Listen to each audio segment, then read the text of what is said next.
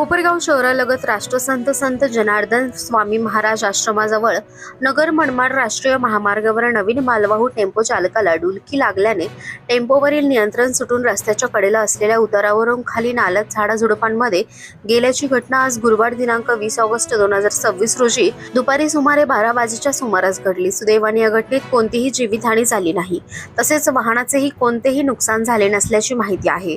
मिळालेल्या प्राथमिक माहितीनुसार सदर मालवाहू टेम्पो नगर मनमाड राष्ट्रीय महामार्गावरून इंदोरच्या दिशेने जात होता। राष्ट्रसंत संत जनार्दन स्वामी महाराज आश्रमाजवळ आल्यानंतर चालकाला अचानक डुलकी लागल्याने त्याचे वाहनावरील नियंत्रण सुटले। त्यानंतर टेम्पो रस्त्याच्या कडेला असलेल्या उतारावरून खाली जात नाल्यातील झाडाझुडपांमध्ये अडकला। घटनेची माहिती मिळताच शहर वाहतूक पोलीस दिगंबर शेलार यांनी तातडीने घटनास्थळी धाव घेतली।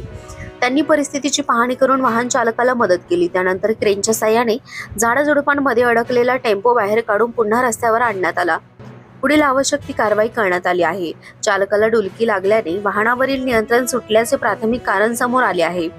टेम्पो रस्त्याच्या कडेला असलेल्या उतारावरून नाल्यात गेल्याने मोठी दुर्घटना होण्याची शक्यता होती, मात्र सुदैवाने कोणतीही जीवितहानी झाली नाही आणि वाहनाचे नुकसान झाले नाही।